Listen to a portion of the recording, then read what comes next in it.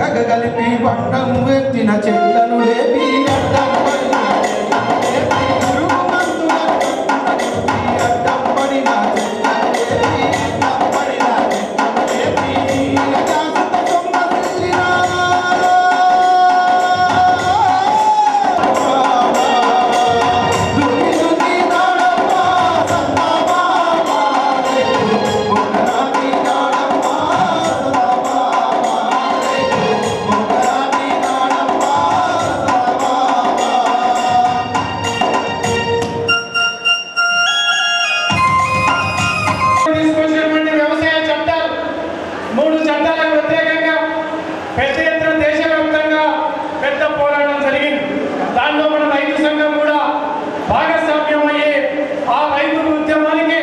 వెన్నుదన్నుగా ఉన్నటువంటి నరేంద్ర మోడీ రైతులకు గిట్టుబాటు ధర కల్పిస్తున్నటువంటి మరి బీజేపీ ప్రభుత్వం ఉన్నటువంటి వ్యవసాయ చట్టాలు తీసుకొచ్చి రైతుల చుట్టుముట్టి సంవత్సరం కాలం పాటు పెద్ద ఎత్తున ఆందోళన కార్యక్రమాలు నిర్వహించబడ్డాయి.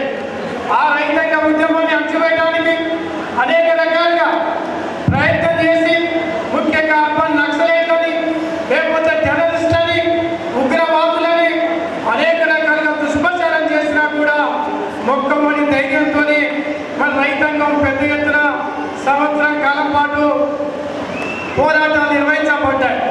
ఆనాడు నరేంద్ర మోడీ ఈ రైతు ఉద్యమాన్ని అంచడం తరం కాదని క్షమాపణ చెప్పి రైతులతో చర్చిస్తానని మన ఎన్నిక తీసుకోవడం జరిగింది.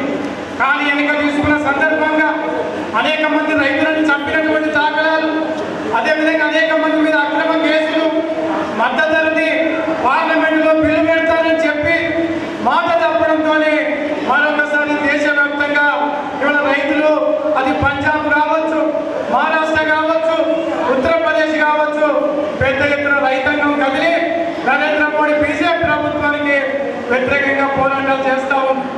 ఈ తత్వంలో మన మహాసభలు జరుగుతూ ఉన్న సందర్భంగా మనం పెద్ద ఎత్తున మన రైతాంగ సమస్యలను చర్చించి భవిష్యత్తు పోరాటాలకు మనం నాంది పలకాలి. ఇలా రైతు పరిస్థితి ఏంటి? రైతాంగం ఇలా దేశంలో లక్షలాది మంది రైతాంగం, ఇలా 160% మంది రైతాంగం వ్యవసాయం మీద ఆధారపడి జీవనం సాగిస్తూ ఉన్నాం. కానీ రైతులకు గిట్టుబాటు ధర లేదు. ప్రభుత్వ లెక్కల ప్రకారంగానే ప్రతిరోజు దాదాపు 36 మంది రైతులు ఆత్మహత్యలు చేసుకుంటున్నట్టు ప్రభుత్వ గణాంకాలు చెబుతా ఉన్నాయి. ఎందుకు రైతు ఆత్మహత్యలు చేసుకుంటా ఉన్నాం? ఈ దేశంలో నిజంగా భూమి లేదా, పచ్చని పొలాలు లేవా, మరి నదులు లేవా అని ఒకసారి ఆలోచించాలి. దేశవ్యాప్తంగా మన సకల సౌకర్యాలు గల జీవనదులు ఉన్నాయి. మరి అనేక రకాలుగా కష్టపడేటువంటి రైతాంగం ఉంది, సారవంతమైన నేలలు ఉంది. కానీ ప్రభుత్వం వైపుకెళ్ళి ప్రోత్సాహం లేదు. ప్రభుత్వ ప్రపంచంలో అనేక దేశాలలో వ్యవసాయానికి అధిక నిధులు ఇచ్చి సబ్సిడీలు ఇస్తూ ఉంటే ఈ ప్రభుత్వం ప్రపంచ దేశాలకు తలకి మనకు ఉన్నటువంటి సబ్సిడీలు తొక్కిస్తున్నటువంటి విషయం మనందరికీ తెలుసు. ముఖ్యంగా ఇవాళ చెరుకు రైతులు కానీ, పసుపు రైతులు కానీ, లేకపోతే వరి రైతులు కానీ, పత్తి రైతులు దేశంలో లక్షలాది మంది రైతాంగం ఆత్మహత్యలు చేసుకుంటాం. ఈ ప్రభుత్వం నివారించడానికి కనీసం మనం బడ్జెట్ చూసాం, కనీసం ఏ ఒక్క అంశం మీద కూడా ఈ రైతాంగానికి బడ్జెట్లో నిధులు కేటాయించడంలో ఘోరంగా వైఫల్యం చెందింది. అదేవిధంగా సాగునీటి ప్రాజెక్టులు దేశవ్యాప్తంగా మన ముఖ్యంగా తెలంగాణలో కరువు పీడిత ప్రాంతాలు అనేక రకాలుగా మన నీళ్లు లేనటువంటి మన ప్రాంతంలో ఉన్నటువంటి ప్రాంతంలో కనీసం సాగునీరు ప్రాజెక్టులను కూడా ఏ ఒక్క ప్రాజెక్టుని ఈ దేశంలో ఉన్నటువంటి నరేంద్ర మోడీ ప్రభుత్వం చేపట్టలేదు. అదేవిధంగా ముఖ్యంగా మనం అనేక సంవత్సరాలుగా అది ఖమ్మం జిల్లా కావచ్చు, నల్లగొండ జిల్లా కావచ్చు, ఈ ప్రాంతంలో అనేక ప్రాజెక్టుల కోసం మన రైతు సంఘం మనం అనేక పోరాటాలు నిర్వహించినాం. ముఖ్యంగా నాడు తెలంగాణ విభజన చట్టంలో ఈ తెలంగాణలో ఉన్నటువంటి ప్రాజెక్టులకు, అది రంగారెడ్డి పాలమూరు ప్రాజెక్టు కావచ్చు, అనేక ప్రాజెక్టులకు జాతీయ హోదా కల్పించాలని మనం పెద్ద ఎత్తున పోరాటాలు సాగిస్తే ఏ ఒక్క ప్రాజెక్టుకు ఇవాళ కేంద్రంలో ప్రభుత్వం మనకు జాతీయ హోదా ఇవ్వలేదు. కేవలం ఏ ప్రాజెక్టు తీసుకుందంటే అది ఉత్తర భారతదేశంలో ఎన్నికలు జరుగుతున్నటువంటి తరుణంలోనే ఇవాళ ప్రాజెక్టులు నిధులిస్తూ ఉంది. అందువల్ల ముఖ్యంగా ఇలా భారతదేశంలో నరేంద్ర మోడీ ప్రభుత్వం రైతులను నడిపించే విధంగా పరిపాలన సాగించడంతోనే వ్యవసాయ రంగం సంక్షోభంలో కూరుకుపోయి ఇక వ్యవసాయం చేయలేము, ఇతర వృత్తులకు వెళ్ళిపోతున్నటువంటి దుస్థితి ఉంది. కాబట్టి వ్యవసాయాన్ని రక్షించుకోవడానికి, ఈ వ్యవసాయాన్ని నిధులు కేటాయించడానికి మనం పెద్ద ఎత్తున పోరాటాలు సాగించాలి. ఎన్నికల సమయంలో అనేక వాగ్దానాలు చేసిన ప్రభుత్వం ఇవాళ ఎన్నికల్లో మాట తప్పి ఇలా ముఖ్యంగా రైతాంగాన్ని నడిపించే విధంగా పరిపాలన సాగుతూ ఉంది. దేశంలో అనేక సందర్భాల్లో మన రైతు సంఘం కానీ ఇతర రైతు సంఘాలు కానీ అనేక మంది మరి ముఖ్యంగా ప్రభుత్వాలు స్వామినాథన్ కమిషన్ వేయడం జరిగింది. రైతు పెట్టినటువంటి పెట్టుబడికి మన రెట్టింపు ఆదాయంతో మద్దతు ధర కల్పిస్తామని ఆనాడు ప్రభుత్వాలు చెప్పడం జరిగింది. ఇదే ఎన్నికల మేనిఫెస్టోలో స్వామినాథన్ కమిషన్ని అమలు చేస్తున్నటువంటి నరేంద్ర మోడీ ప్రభుత్వం ఇవాళ మేము స్వామినాథన్ కమిషన్ని అమలు చేయలేమని ఘంటాపరంగా ఇలా సుప్రీంకోర్టులో అఫిడవిట్ పెట్టినటువంటి సందర్భం మనకు కనబడతాం. అంటే ఈ ప్రభుత్వం ఎవరి కోసం నిలబడుతుంది, నిజంగా ఈ ప్రభుత్వం ఎవరి కోసం పనిచేస్తుంది అనేది మనం ఆలోచించాలి. ఈ రైతు వాస్తవం ముఖ్యంగా మరి లక్షల కోట్ల రూపాయలు, 16 లక్షల కోట్ల రూపాయలు మరి కార్పొరేట్ వర్గాలకు మరి బ్యాంకుల రుణాలు మాఫీ చేస్తాం. ఆదాని అంబానీ లాంటి వాళ్ళకు మొండి బకాయిల పేరుతోని బ్యాంకులన్నీ అప్పు చేస్తాం. ఈ 10 సంవత్సరాల కాలంలో భారతదేశంలో ఏ ఒక్క రైతు కానీ అప్పులు మాఫీ చేసిన సందర్భం ఇలా నరేంద్ర మోడీ ప్రభుత్వం లేదు. అందువల్ల సోదరులారా, ఇది ముఖ్యంగా రైతు వ్యతిరేక ప్రభుత్వం. ఇది ఈ నరేంద్ర మోడీ ప్రభుత్వంతోనే పూర్తిగా ఇలా రైతాంగం మరి పూర్తి సంక్షోభంలో కూరుకుపోయి వ్యవసాయ రంగం కూడా ఉదయమైనటువంటి పరిస్థితి ఉంది. చూసాము మనం, DAP ధర కానీ యూరియా ధర కానీ లేకపోతే ఇతరటువంటి రైతులు వాడేవి 300 రూపాయలు, 400 రూపాయలు, 700 రూపాయలు. కానీ వాళ్ళ DAP ధర 1800, 1700 రూపాయలు పెరిగిపోయింది. భాస్వరం పెరిగింది, పొటాష్ పెరిగింది, సబ్సిడీల వరకు కూడా లేదు.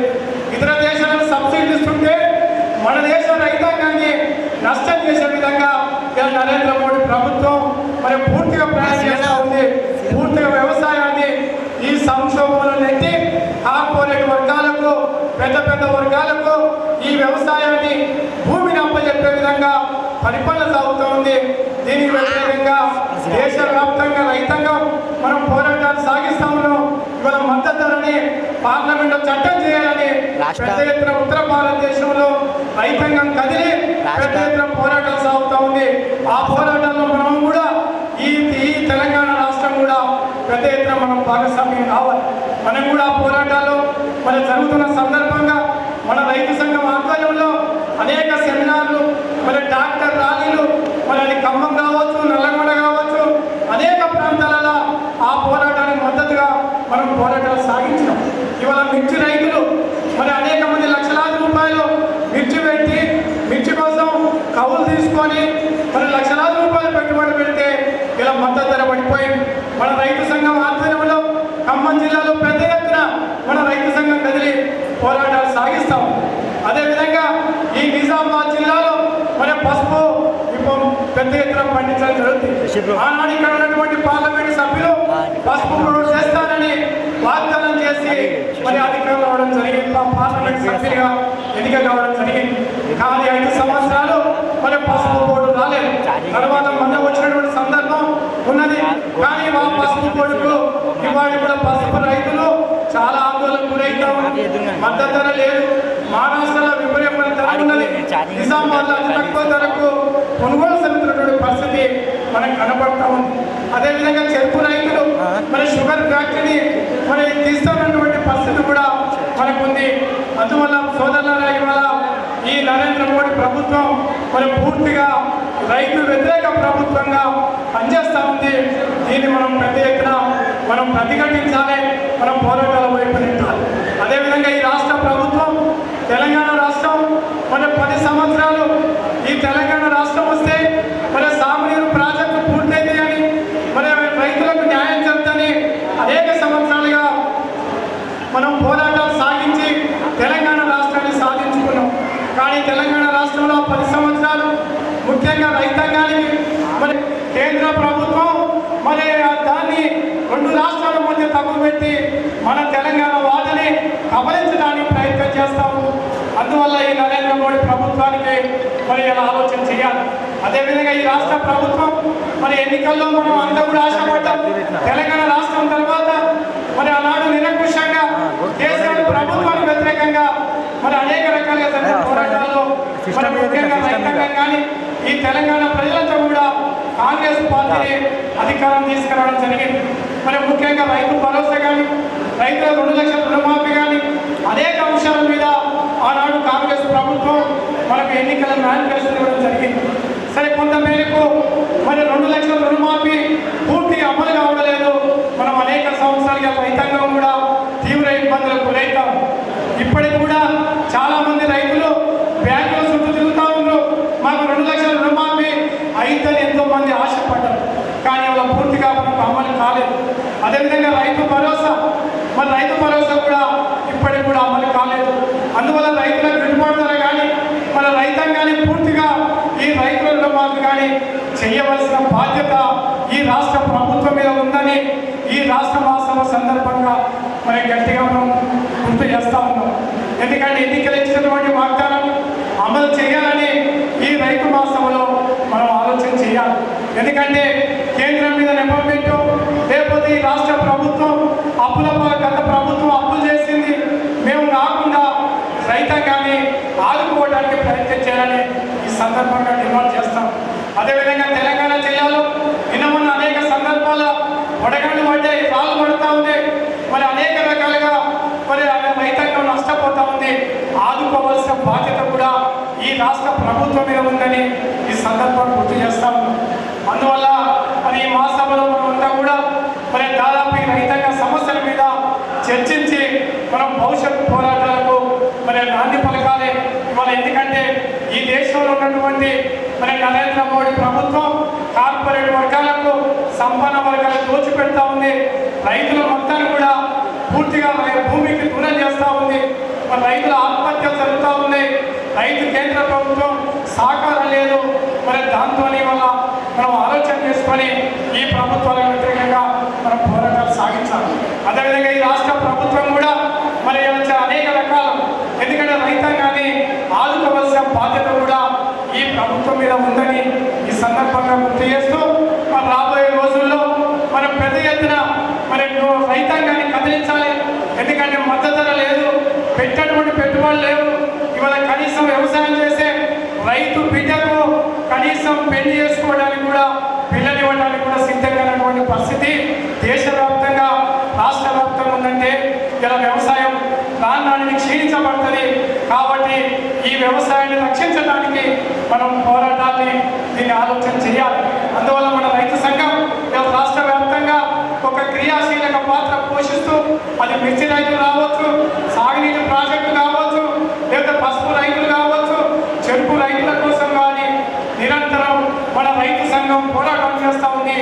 అటువంటి రైతు సంఘం రాష్ట్ర నాయకత్వాన్ని మరి నాయకత్వం వహిస్తున్నటువంటి మరి నాయకత్వానికి నేను మరి అభినందనలు తెలియజేస్తూ రాబోయే రోజుల్లో మరింత గట్టిగా దృఢంగా రైతాంగాన్ని కదిలించి మనం ఈ పాలక వర్గాలకు వ్యతిరేకంగా పోరాటాలు సాగించాలని, ఆ రకంగా ఈ మహాసభ దోల పడాలని, అదేవిధంగా అనేక మంది మీద సమాజంలో ఉన్నటువంటి అనేక శక్తుల మీద ప్రశ్నించే గొంతుకుల మీద అయ్యాల సాయిబాబా కావచ్చు, లేకపోతే వరవరరావు లాంటి వాళ్ళని అనేక మందిని నిర్బంధాలు ప్రయోగించి ఇలా ప్రయత్నం జరుగుతూ ఉంది. అందువల్ల ఈ నరేంద్ర మోడీ ప్రభుత్వం మరి ఆదివాసుల మీద, అదేవిధంగా గిరిజనులు ఎక్కడైతే అది ఛత్తీస్గఢ్ లాంటి ప్రాంతం మీద కూడా ఆదివాసుల మీద యుద్ధం ప్రకటించి మరి రాజ్యాంగాన్ని ఉల్లంఘించి ఇలా పరిపాలన సాగుతూ ఉంది. దీనికి ప్రజలని ఈ ప్రజాస్వామ్యాన్ని, ఈ రాజ్యాంగాన్ని రక్షించుకున్నందుకు కూడా మన రైతాంగం మరి కంకణ పద్ధతులు కావాలి. ఏ రాజ్యాంగాన్ని అయితే ఉందో ఆ రాజ్యాంగాన్ని మార్చడానికి కూడా పెద్ద ఎత్తున బీజేపీ ప్రభుత్వం మరి ఆలోచన చేస్తూ ఉంది. అందువల్ల రాబోయే కాలంలో ఇవాళ ప్రజాస్వామికవాదులు, లౌకికవాదులు, కమ్యూనిస్టులు మనం పెద్ద ఎత్తున కలిసి మరి కార్మిక వర్గం, రైతాంగం ఒక విశాల ప్రాతిపదికన ఈ భారతదేశంలో పోరాటాలు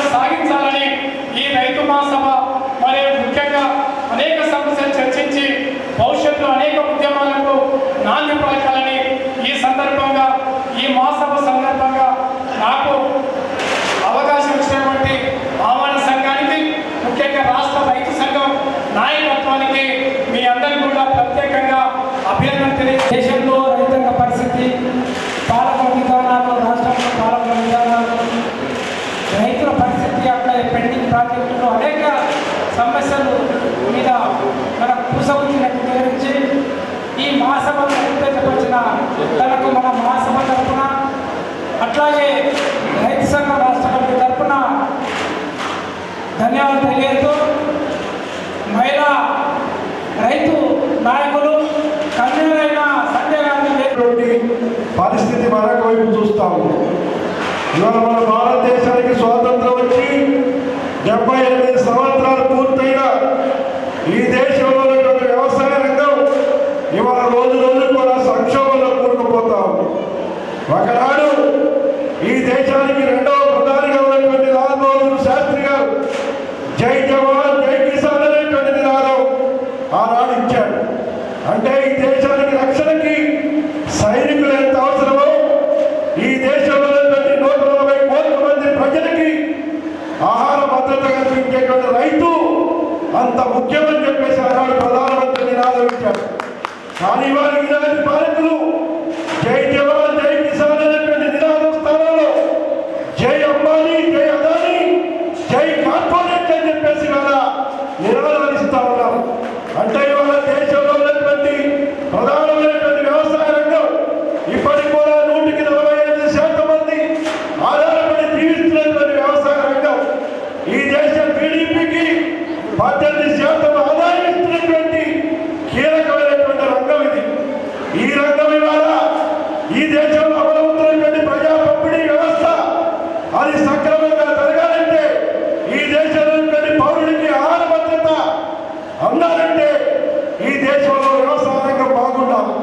కానీ వాళ్ళ దురదృష్టవశాత్తు ముఖ్యంగా ఈ 9 సంవత్సరాల కాలంలో నరేంద్ర మోడీ ప్రభుత్వం వచ్చిన తర్వాత ఈ దేశంలో ఉన్నటువంటి వ్యవసాయ రంగం రోజు రోజు కూడా క్షీణించిపోతా ఉంది, సంక్షోభం పోతా ఉంది. ఇప్పటికి కూడా గంటకొక రైతు ఈ దేశంలో ఆత్మహత్య చేసుకునేటువంటి దుస్థితి ఈ దేశంలో కలుగుతూ ఉంది. ఏంటి దీనికి కారణం? ఇప్పుడే సత్యంగా చెప్పారు, ఈ దేశంలో అనేకమైనటువంటి జీవనదులు ఉన్నాయి. గంగా, యమున, బ్రహ్మపుత్ర, కృష్ణ, గోదావరి లాంటి అనేక జీవనదులు ఈ దేశంలో ప్రవహిస్తూ ఉన్నాయి. ఈ దేశంలో సారవంతమైనటువంటి భూములు ఉన్నాయి. కానీ ఆ భూములకి ఆ సాగునీటి అందించాల్సినటువంటి పాలకులు ఇవాళ సాగునీటి ప్రాజెక్టుల పట్ల నిర్లక్ష్యం వహిస్తా ఉన్నారు. ఈ దేశంలో 195 మిలియన్ హెక్టార్ల సాగుకు అనుకూలమైనటువంటి భూమి ఈ భారతదేశంలో ఉంది. కానీ ఇప్పటికీ 63% భూమికి మాత్రమే ఇవాళ వ్యవసాయం వర్షాధారం మీద ఆధారపడి ఉన్నది. కేవలం 37% భూమికే 78 సంవత్సరాల తర్వాత కూడా ఇవాళ సాగునీరు ఉందంటే దీనికి దుస్థితికి ఎవరని చెప్పేసి ఇవాళ ఆలోచించాలి.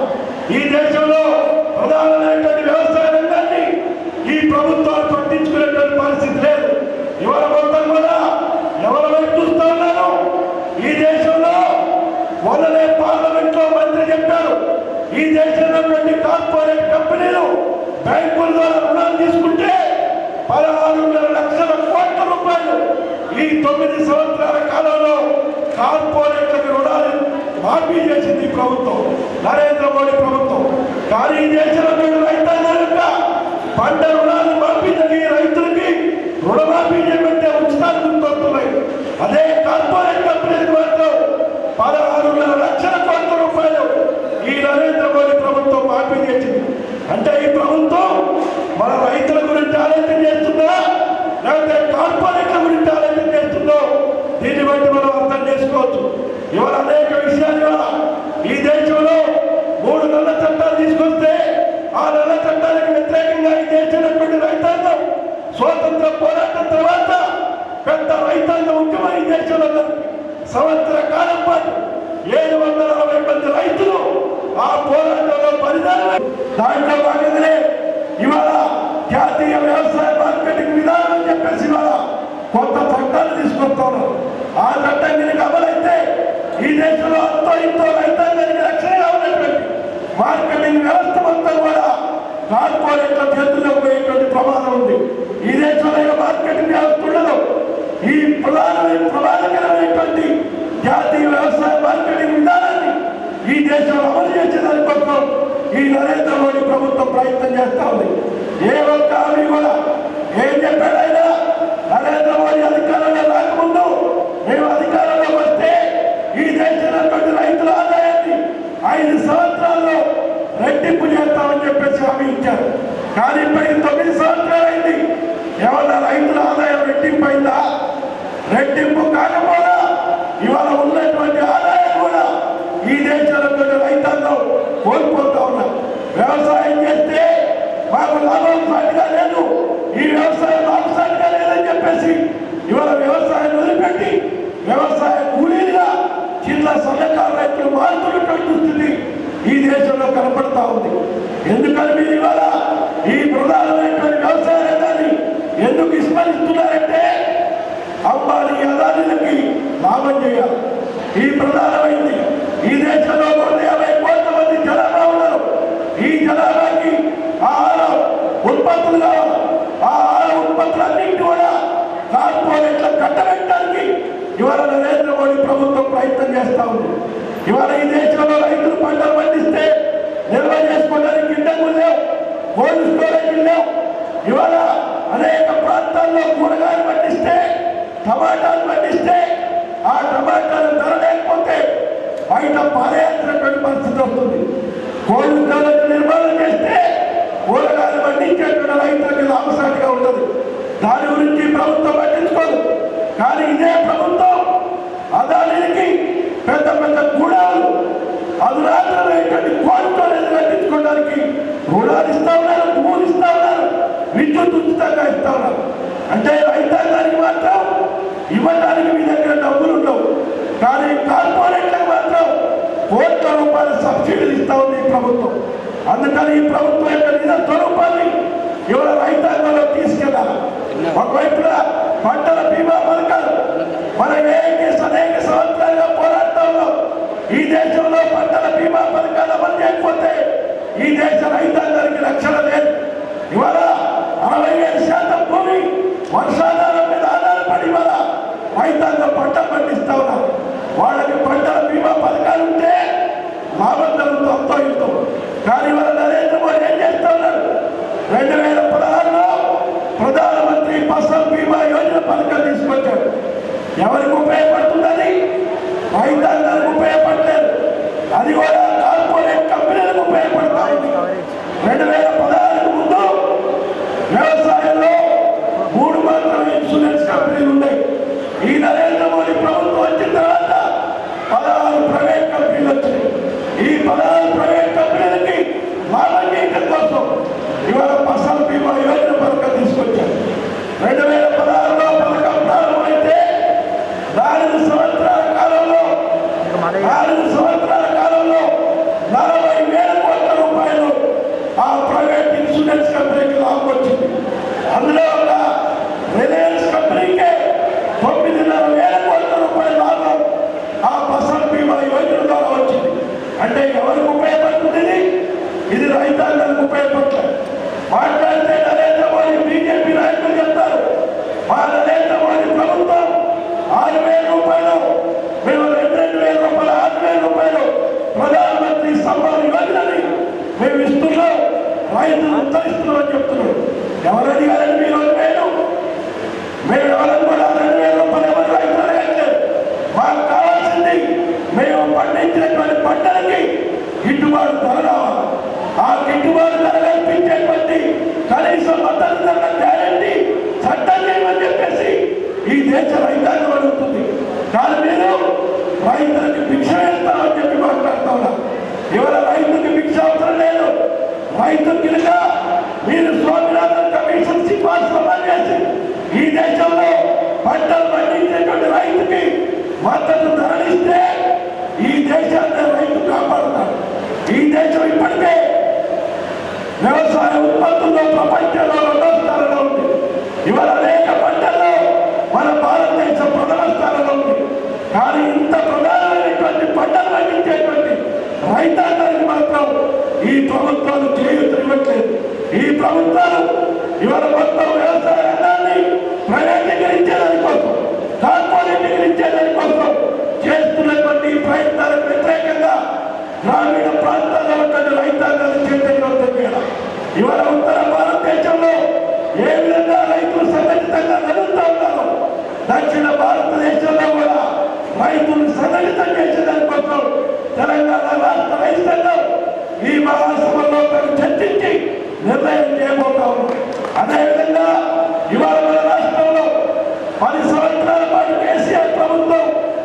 రాష్ట్రంలో రైతాంగాన్ని మోసం చేసి ఈ రాష్ట్రంలో రైతాంగాన్ని విస్మరించి పరిపాలన చేసినటువంటి కారణంగా రైతాంగం ఇవాళ గుణపాఠం చెప్పారు.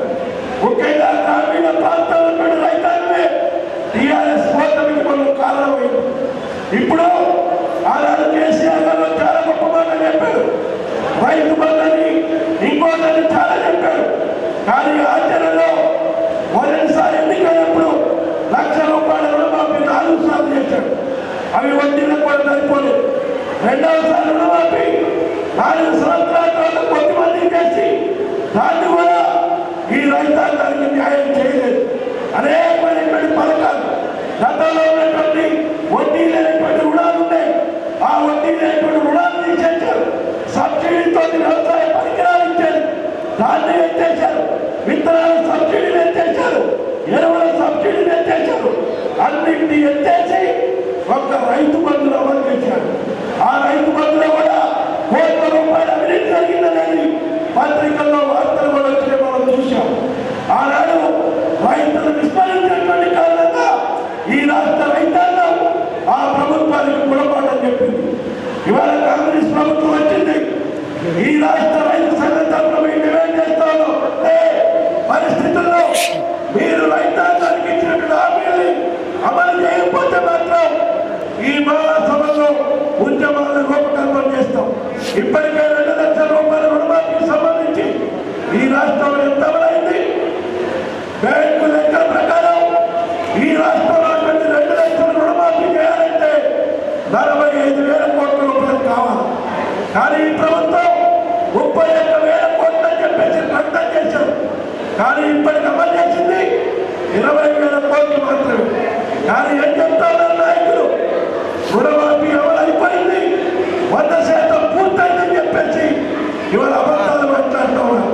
లేకపోతే మేము మా ప్రభుత్వం 2,00,000 పైన ఉంటే మేము మాఫీ చేస్తామని చెప్పలేదని చెప్తా ఉన్నారు. ఇది పూర్తిగా అబద్ధం.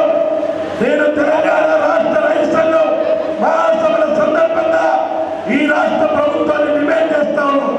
మీరు ఇచ్చినటువంటి జీవోలనే స్పష్టంగా 2,00,000 పైన ఉన్నటువంటి రుణాన్ని రైతులు కంటే మేము 2,00,000 మేము బ్యాంకులో వేసి మాఫీ చేస్తామని ఈ ప్రభుత్వం చెప్పింది. ముఖ్యమంత్రి గారు చెప్పారు, వ్యవసాయ మంత్రి గారు చెప్పారు. కానీ వాళ్ళ మాట మార్చి 100% పూర్తయిందని చెప్పేసి అబద్ధాలు మాట్లాడుతా ఉన్నారు. కానీ ఇవాళ ఈ రాష్ట్రంలో కేవలం 50% మాత్రమే ఇవాళ రుణమాఫీ అమలైంది. అందుకని ప్రభుత్వం తక్షణమే రేపు 31వ తారీఖు లోపు 2,00,000 రుణమాఫీని ఎప్పుడు వేస్తారు? 31 వరకు వేస్తామని చెప్తున్నారు.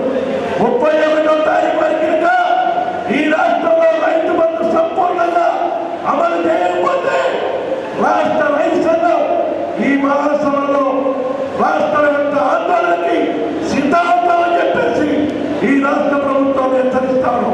అదేవిధంగా ఇంకా అనేకమైనటువంటి గతంలో కేసీఆర్ ప్రభుత్వం తీసుకొచ్చినటువంటి ధరణి వల్ల అనేకమైన సమస్యలు ఎదుర్కొన్నాం.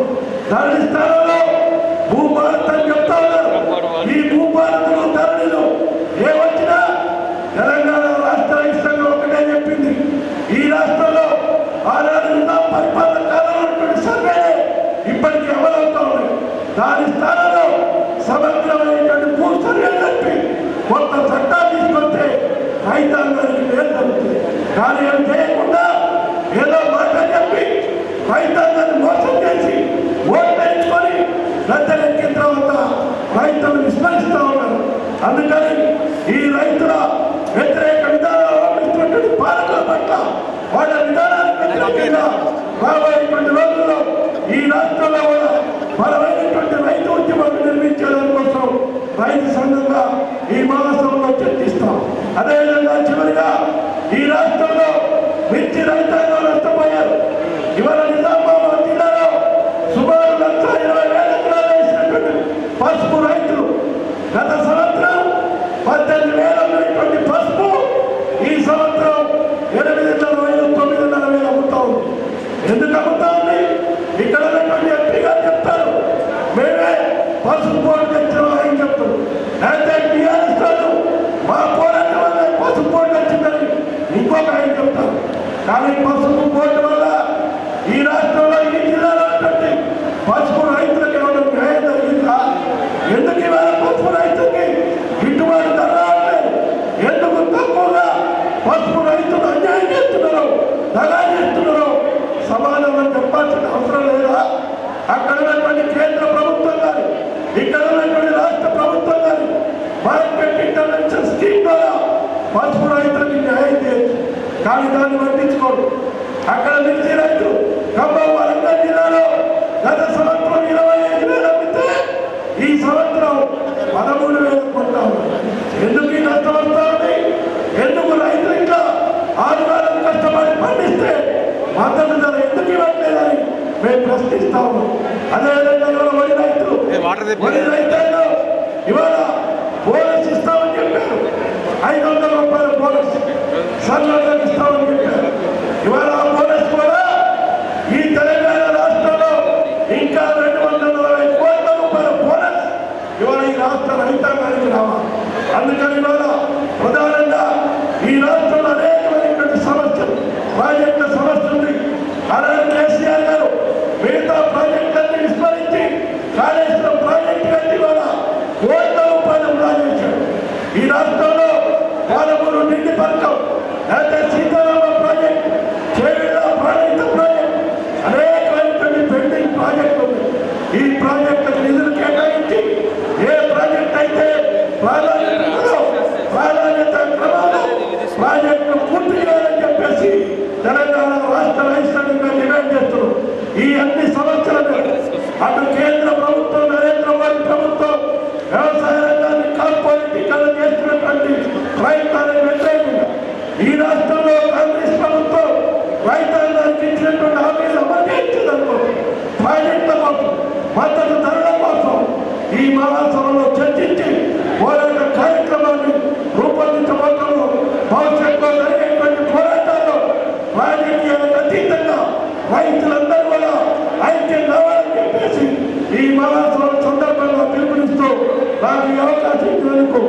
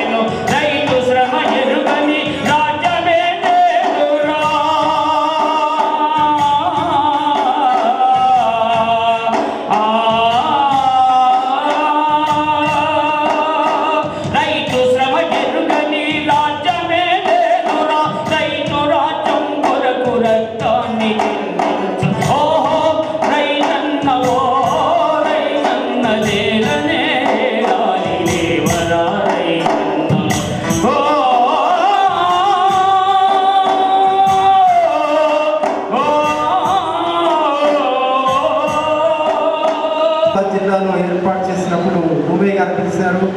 ఒక రైతు బిడ్డగా నేను అంటే ఒక ప్రధానోపాధ్యాయుడిగా పనిచేసి నేషనల్ అవార్డు తీసుకొని ఇటువంటి పాఠశాల పేద మధ్యతరగతి విద్యార్థులు అందులో చదువుకుంటున్నారు. అది కార్పొరేట్ విద్యను అందిస్తుంది. అక్కడ ఇప్పుడు చెప్పుకుంటున్నటువంటి internet of things, robotics, artificial intelligence 2019లోనే ఏర్పాటు చేశారు ల్యాబ్ పెట్టి.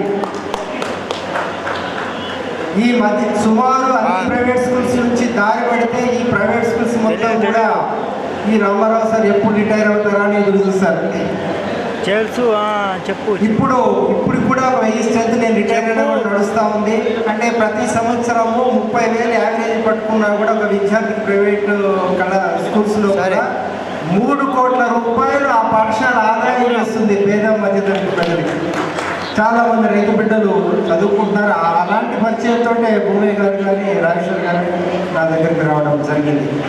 ఓకే మిత్రులారా, నేను చిన్నప్పటి నుంచి వ్యవసాయం మా నాన్నతో పాటుగా వ్యవసాయం చేసినటువంటి వ్యక్తిని. అంటే దోక్యాలు గడ్లు అన్నీ తెలుసు, అన్ని బాధలు తెలుసు. అందుకోసమే రైతు బిడ్డగా నేను ఈ పూర్తి కార్యక్రమాన్ని సపోర్ట్ చేద్దామని చెప్పడం జరిగింది. ముఖ్యంగా వివిధ ప్రాంతాల నుంచి 33 జిల్లాల నుంచి ఇక్కడికి వచ్చినటువంటి రైతు సోదరి మనందరికీ కూడా నిజామాబాద్ జిల్లా పక్షాన ఆహ్వానం పలుకుతా ఉన్నాం. మీ అందరికీ కూడా ఇక్కడ మేము ఇచ్చేటటువంటి ఆతిథ్యాన్ని తీసుకొని, కొన్ని ఇబ్బందులు ఉన్నాయి మీకు తెలుసు. ఇంటి దగ్గర ఉన్నంత సౌకర్యవంతంగా పడక గది కానీ, ఇంటి దగ్గర ఉన్నంత సౌకర్యవంతంగా మరుగుదొడ్లు కానీ ఇంకొకటి కానీ దొరకవు. కానీ మన స్పిరిట్ చాలా గొప్పది. ఒక ఉదాత్తమైన ఆశయంతో మీరు ఇక్కడికి వచ్చారు. ఈ రాష్ట్రంలో 1 కోటికి పైన రైతులు ఉన్నారు, అందరూ రావట్లేదు. వారి తరఫున ఫైట్ చేసేటటువంటి నాయకమణ్యులు, మీలాంటి కార్యకర్తలు, చాలామంది నాయకులు ఉన్నారు. మనమే ఒక దిక్కుని వెలుగుని అందరికీ కూడా చూపిస్తాము. అది మనం చదువుకున్నటువంటి చరిత్రలో ఇచ్చినటువంటి మార్క్స్ కావచ్చు, లెనిన్ కావచ్చు, ఇలాంటి గొప్ప నాయకులు ఇచ్చినటువంటి ఉదాత్తమైన ఆశయాలతో ముందుకెళ్తున్న మీ అందరికీ కూడా వారసత్వం. ఇకపోతే వ్యవసాయం నాకు తెలిసి మానవ నాగరికత అంటే ఈ భూమి పుట్టిన తర్వాత ప్రాణి పుట్టడము 80 కోట్ల సంవత్సరాలు పట్టింది. భూమి పుట్టింది ఎప్పుడే అంటే 460 కోట్ల సంవత్సరాల క్రితం. అంటే సూర్యుడి నుంచి తెగిపడి వచ్చినటువంటి ఒక దుమ్ము ధూళి చల్లబడి నీరు ఏర్పడి సముద్రంలో తొలి ప్రాణి పుట్టింది 360 కోట్ల సంవత్సరాలు. 460 కోట్ల సంవత్సరాల క్రితం భూమి ఏర్పడితే సుమారు 60-80 కోట్ల సంవత్సరాలు చల్లబడిన తర్వాత ప్రాణి పుట్టింది. ఈ పరిణామక్రమం జీవి పుట్టింది సముద్రంలో, నీటిలో. అక్కడే అనేక జీవరాశులు పుట్టినాయి. సుమారు 60 కోట్ల సంవత్సరాల క్రితమే సముద్రం నుంచి జీవరాశి భూమి మీదకి వచ్చింది. అంతకుముందు లేదు. అంటే ఎక్కువ కాలం నీటిలోనే గడిపింది మన పూర్వజీవులన్నీ కూడా. ఇక్కడికి వచ్చిన తర్వాత వేరియేషన్, మొక్కలు జంతువులు వేర్పడిన తర్వాత మానవుని యొక్క నాగరికత కేవలం 10 లక్షల సంవత్సరాల క్రితమే. మానవుడు వేటాడుతూ జీవించేవాడు, పండ్లు కోసుకుంటూ జీవించేవాడు. అడవిలో ఉన్నటువంటి న్యాచురల్గా వచ్చినటువంటి తొట్టతలిగా ఎప్పుడైతే ఆ విత్తనాలని తీసుకొచ్చి తిని తను ఉన్న గుహ దగ్గర విసిరేశాడు, ఆ తేమకి ఆ విత్తనం నుంచి మొక్క వచ్చింది. అప్పుడు ఆలోచన వచ్చింది, ఓహో విత్తనం నుండి మొక్క వస్తుందా, అయితే నేను తిరగవలసిన అవసరం లేదా ఈ అడవిలో, ఈ పండ్ల విత్తనాలు వేస్తే ఇక్కడే మొలుస్తాయా అని చెప్పేసి ఆ విత్తనాలు వేసి వ్యవసాయం చేసింది. ఫస్ట్ రంగం ఏదన్నా ఉందంటే వ్యవసాయ రంగం. ఈ మానవ నాగరికత చరిత్ర. అట్లాగే వేటాడి తీసుకొచ్చినాడు ఒక జంతువుని. ఆ జంతువుని కోసేటప్పుడు ఇంకొక జంతువు బయటపడింది ఆ పొట్టలో నుంచి. ఓహో, ఈ జంతువు నుంచే ఇంకొక జంతువు వస్తుంది, ఈ జంతువుల్ని మనం పెంచుకుంటే కొత్త జంతువులు వస్తాయని చెప్పేసి పశుపోషణ స్టార్ట్. ఇవన్నీ ఎక్కడ జరిగినాయి?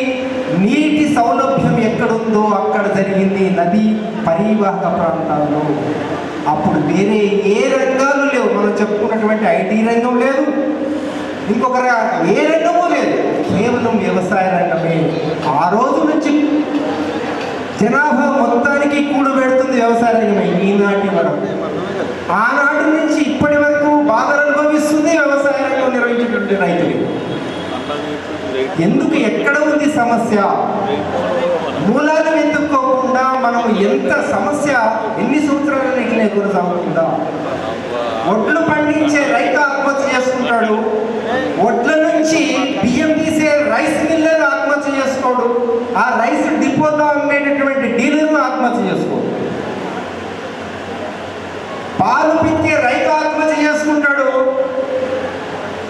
వాళ్ళని అమ్మేటటువంటి హెరిటేజ్ కానీ లేకపోతే ఆరోగ్య కానీ కోట్లకు పడగలెత్తుతారు. ఎక్కడుంది కిట్టు? పసుపు అమ్మే రైతు ఆత్మహత్య చేసుకుంటాడు. పసుపుని సుగంధ ద్రవ్యాలుగా మార్చుకోవడంగా కానీ లేకపోతే స్లైసెస్గా మార్చుకోవడంగా కానీ చేసేటటువంటి ఇండస్ట్రీ వాడు మాత్రం కోట్లు సంపాదిస్తాడు. ఉల్లిపాయలు పండించే రైతు ఆత్మహత్య చేసుకుంటాడు. ఉల్లిపాయలు గిడ్డెకులో పెట్టి వ్యాపారం చేసే వ్యాపారవేత్తలు కోట్లు పడగలుగుతాడు. టమాటాలు అదే పరిస్థితి. నువ్వు ఏ ఉత్పత్తి చూసినా కూడా ఇక్కడ నష్టం జరుగుతుంది. వీటి ద్వారా అమ్ముకొని ప్రాసెస్ చేసిన వ్యక్తి లాభం పొందుతున్నాడు అంటే సమస్య ఎక్కడ ఉంది? వీటిని ప్రధానంగా చూడవలసిన అవసరం. అందుకోసమే ప్రథమైనటువంటి పరిష్కారం ఏంటంటే మన పద్ధతులు మార్చుకోవాలి. ఇప్పటివరకు ప్రభుత్వాల తరఫున ఏం చేయాలో చెప్పారు. నేను వాటి జోలికి వెళ్ళడం లేదు. Yes, I do agree, I do accept అంటారు. అవి కూడా కావాలి, అవే కావాలి. కానీ మన విధానాల్లో కూడా మార్పు తీసుకోవాల్సిన అవసరం ఉంది. వ్యవసాయాన్ని ట్రెడిషనల్ సంప్రదాయ పద్ధతుల నుంచి పరిశ్రమ స్థాయికి తీసుకొని పోవాల్సిన అవసరం ఉంది. ఎందుకు మనము పండించేటటువంటి అనేక ఉత్పత్తుల్ని ప్రాసెసింగ్ చేసి ఫైన్ వుడ్స్గా అమ్మితే ఆ లాభాలు మనకు రావు. ఎందుకు రావు అని నేను అంటున్నాను. ఆ విధంగా మాట్లాడు. నేను మాదానగర్లో ఒక పాలు కొనుక్కొస్తారు ఊరు నుంచి. ఆ పాల నుంచి ఎన్ని ప్రోడక్ట్స్ తీస్తారు వాళ్ళు? వెన్న తీస్తాడు, వెన్న నుంచి ఇంకా కోవా తీస్తారు, కోవా బిళ్ళలు తయారు చేస్తారు.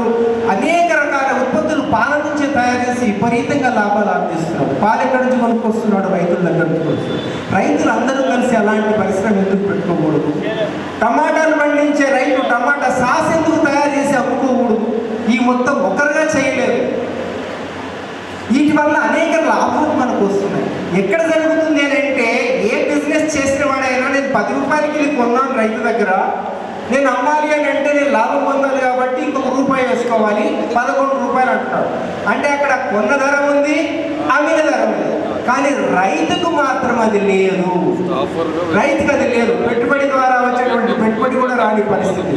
అంటే తను కొనే వస్తువులు అమ్మేవాడి ఇష్ట ప్రకారమే తీసుకోవాలి. తను అమ్మేటప్పుడు కొనేవాడి ఇష్ట ప్రకారం తీసుకోవాలి. ఇక్కడ నష్టపోతున్నాడు. ఇప్పుడు మనం ఏం చేయాలి అని అంటే, నువ్వు రిలయన్స్ తీసుకో, ఇందాక రిలయన్స్ ప్రస్తావన తీసుకొచ్చాడు. మీరు రిలయన్స్ తీసుకోండి, ఏదైనా తీసుకోండి, అక్కడ ప్రొడక్ట్స్ మొత్తం ఎక్కడి నుంచి వచ్చినాయి? రైతుల దగ్గర నుంచి వచ్చినాయి. కాబట్టి ఫార్మింగ్ సెక్టార్లో కోఆపరేటివ్ సొసైటీస్ ద్వారా ఈ యొక్క రిటైల్ అవుట్లెట్స్ని పెట్టి అందులోపల ఈ జిఎస్టీ ఏదైతే ఉందో అది మొత్తం తగ్గించి రైతులకు కనుక బాగా హేమంతరావు గారు మనందరికీ చాలా బాగా అర్థమయ్యే రూపంలో వివరించిన కొల్లూరి రాజయ్య గారు పడ్డాను. నేను ఇంత ఎండలో ప్రదర్శన ఎట్లా పెడతావయ్యా భూమయ్య గారు అంటే, మరి అంతకంటే ఇంకొక ఛాన్స్ లేదు, పెట్టాల్సిందే ఎండైనా సరే అన్నారు. ఎండలో కూడా మీరంతా ప్రదర్శనలో పాల్గొని ఈ సభలో చాలా ఓపికగా వింటున్నందుకు సంతోషంగా ఉంది. ఈరోజు మనందరి పరిస్థితి, ముఖ్యంగా రైతుల పరిస్థితి, జరుగుతున్న విషయాల పట్ల పూర్తిగా విని అర్థం చేసుకొని అవగాహన పెంచుకోకపోతే రైతు అన్న ఉనికి లేకుండా చేయటానికి దోపిడీ శక్తులు చాలా ఏకమై ఒకటిగా ముందుకొస్తూ ఉన్నారు. రైతు లేడు, వ్యవసాయం ఉండాలి. అది ఎవరి చేతిలో ఉండాలి? కార్పొరేట్ కంపెనీల చేతులలో ఉండాలి. మనం ఏం చేయాలి? వారి కింద వారు ఎంత పని చెప్తే అంత చేసే విధంగా, వారు ఎంత కూలీ ఇస్తే వాటిని తీసుకొని వెళ్ళే కట్టు బానిసలుగా, కూలీలుగా మనం మారాలి. ఇది వారి ఎత్తుగడ. ఈ ఎత్తుగడని ఈరోజు ఓడించటానికి, మనని దోపిడీ చేస్తున్న ఈ శక్తులను తన్నటానికి మనం సిద్ధం కాకపోతే మన ఉనికిని మనం కోల్పోతాము. అందుకే మీరందరూ చాలా ఓపికగా వింటుంటే మనసు సంతోషంగా భావిస్తూ ఉన్నారు. ఇంకా ఓపికగా చర్చించుకోగలగాల. ఏది కరెక్టో ఈ పాలకుల దుష్ట పన్నాగాలను ఓడించడానికి మనకు తెలియకుండానే మన శ్రమను దోపిడీ చేసేటటువంటి దోపిడీదారులను వెనకకు కొట్టడానికి తెలివితేటలతో యుక్తిగా మనందరము ఆలోచన చేయాల్సినటువంటి అవసరం గతంలో కంటే నేడు ఎక్కువగా ఉంది.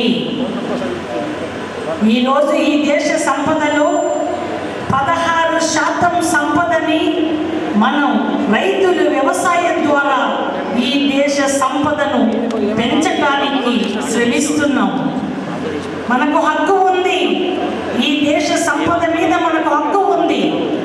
సృష్టించటంలో 16% మనం బాధ్యత వహిస్తున్నాం.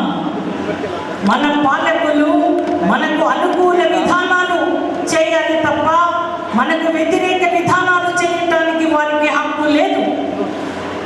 మన శ్రమతో సంపదను సృష్టిస్తున్న మనకి వారు వచ్చి పెత్తనం చేస్తామంటుంటే మోడీ గారు తల వంచుకొని వారి కాళ్ళ కింద వాళ్ళ కాళ్ళ ముందు మోకరిల్లడానికి ఆయన గారు సిద్ధమయ్యారు. ఈ మధ్య కాలంలో ట్రంప్ గారు అయ్యా మా దేశంలో ఉన్నటువంటి పెద్ద పెద్ద ధనవంతులు మన దేశంలో నిండితే మన రైతు పండించినవి కొనుగోలు చేసే నాదుడు ఉండడు. ఇంత ప్రమాదకరమైనటువంటి పరిస్థితులలో ఈరోజు మనం ఉన్నాము.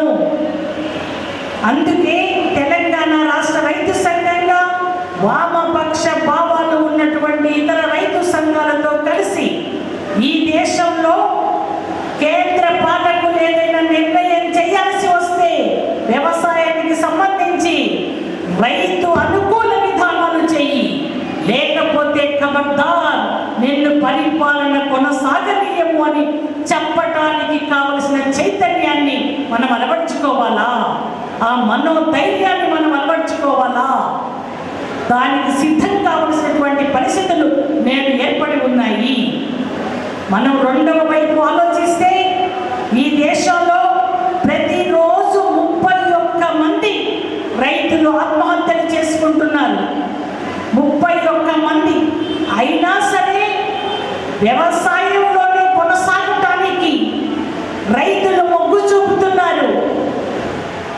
వ్యవసాయం కాకుండా పరిశ్రమలను బాగా అభివృద్ధి చేస్తాం, మేము అందరికీ ఉద్యోగాలు ఇస్తాము, మీ కుటుంబాలలో ఆర్థిక స్థితిగతులు బాగుపడతాయి అని నూతన ఆర్థిక విధానాలను అమలు చేసినటువంటి ఈ పాలకులు ఈరోజు 2 చెంపలు గట్టిగా కొట్టుకోవాల్సిన పరిస్థితి ఎదురైంది. ఈ 30 సంవత్సరాలలో ఒకవైపు రోజు 31 మంది రైతులు ఆత్మహత్య చేసుకున్నా వ్యవసాయంలోనే కొనసాగటానికి రైతులు సిద్ధంగా ఉన్నారు. మనము 2017, 2018 నాటి లెక్కలకి ఈరోజు 2023, 24 లెక్కలను మనం గమనిస్తే 2% రైతులు వ్యవసాయంలో పెరిగారు వ్యవసాయం చేయటానికి. నేను అడుగుతా ఉన్నాను, నూతన ఆర్థిక విధానాలని అమలు చేయటం ద్వారా ఈ దేశాలు అభివృద్ధి చెందుతాయి అని మాట్లాడినటువంటి ఆర్థికవేత్తలు ఈ రోజున ఎందుకు వ్యవసాయంలోనే కొనసాగటానికి రైతులు ఇష్టపడతా ఉన్నారో సమాధానం చెప్పాలా. రెండో వైపున పరిశ్రమలలో పనిచేసే వాళ్ళ సంఖ్య తగ్గింది, అట్లాగే ఇతరత్ర సేవలలో పనిచేసే వాళ్ళ సంఖ్య తగ్గింది. అక్కడ తగ్గటం ఏంటి, రైతు రంగంలో పెరగటం ఏంటి? రైతు రంగంలో వ్యవసాయం చేసే రైతుల సంఖ్య పెరుగుతున్న ఈ రోజున ఖచ్చితంగా కేంద్ర పాలకులు రైతు అనుకూల విధానాలను అవలంబించడానికి, ఆచరణలో అమలు చేయడానికి సిద్ధం కాకపోతే మొన్ననే కళ్ళు తేలేశాడు మోడీ. 63 సీట్లలో నిలబెట్టి బీజేపీ అభ్యర్థుల్ని ఓడించారు. ఈ దేశంలో రైతులు నిర్వహించినటువంటి చారిత్రాత్మకమైన ఉద్యమం, పోరాటం ఈ దేశ ప్రజలందరినీ చైతన్యపరిచింది. చాలా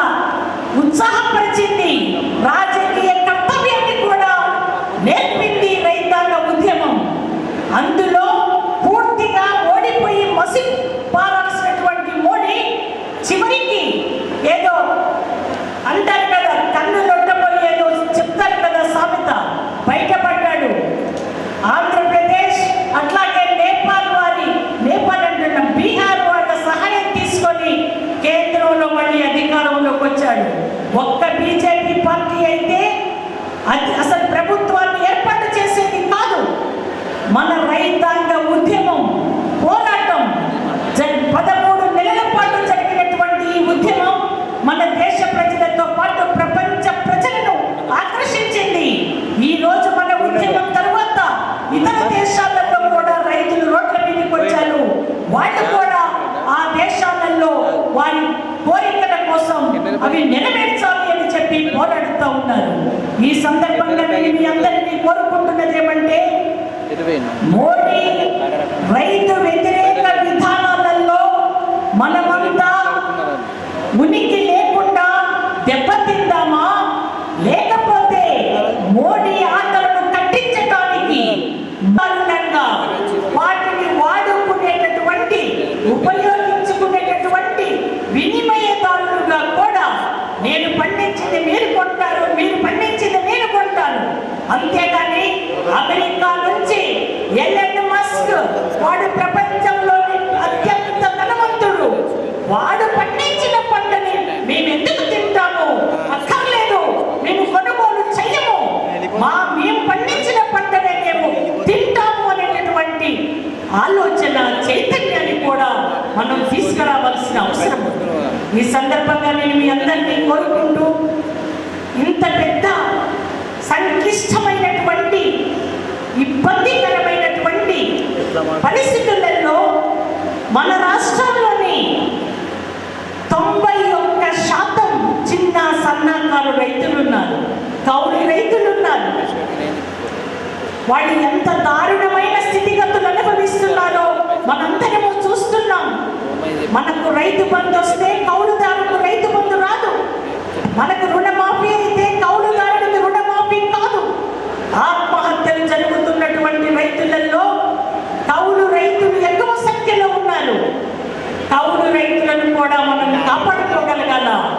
కౌలు రైతులను కాపాడుకోవడంతో పాటు రైతాంగాన్ని ఎట్లా రైతుల మధ్య, కౌలు రైతుల మధ్య సంబంధాలను ఏర్పాటు చేయడానికి, ఒక మంచి వాతావరణాన్ని రాబట్టడానికి మనమందరము ప్రయత్నం చేయటం ద్వారా అటు రైతు, కౌలు రైతులు రక్షించుకుంటేనే మన వ్యవసాయం నుండి అధిక దిగుబడులు సాధించగలుగుతాం.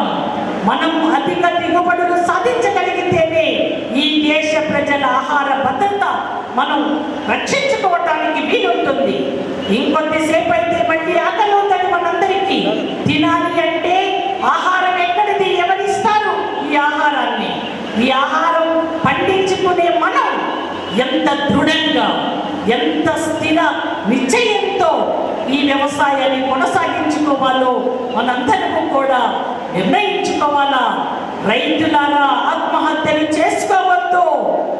ఈ సందేశం తెలంగాణ రాష్ట్ర రైతు సంఘంగా మనం రైతులందరికీ ఇవ్వగలగాల. ధైర్యంగా నిలబడి ఎదుర్కోవటానికి ఒక్కళ్ళకు 10 మందిని, 10 మందికి ఒక్కళ్ళము, ఆ 10 మంది ఒక్క వ్యక్తికి బలాన్ని ఇవ్వాలా, ధైర్యాన్ని ఇవ్వాలా. 10 మందిని చూస్తే ఒక్కడు ప్రాణాలు లేసొచ్చినట్లుగా సంతోషపడాలా, ధైర్యపడాలా. అంత గొప్ప సంబంధాలను మనం ఏర్పరచుకోగలుగుతూ గ్రామాలలో, ప్రతి వార్డులలో కూడా రైతులతో సత్సంబంధాలను ఏర్పాటు చేసుకొని మనం కమిటీలుగా ఏర్పడి మోడీకి వ్యతిరేకంగా, మోడీ నిర్ణయాలకు వ్యతిరేకంగా ప్రచారం కొనసాగిస్తూ ఇదే మా పోరాటం అని మోడీకి ఎత్తి చెప్పడానికి, మోడీ తీసుకున్న నిర్ణయాల నుంచి 2021 డిసెంబర్ 9వ తారీఖున ఈ దేశ ప్రజలకు, రైతులకు ఎట్లయితే తల వంచుకొని దండం పెడుతూ క్షమాపణ చెప్పి మనకు వ్యతిరేకమైన 3 నల్ల చట్టాలను ఎన్నికి తీసుకున్నాడో, అట్లాగే మళ్ళీ మొన్న తెచ్చిన 2024 నవంబర్ 25వ తారీఖున తీసుకొచ్చిన జాతీయ వ్యవసాయ మార్కెట్ విధాన ముసాయిదాన్ని ఆయనకు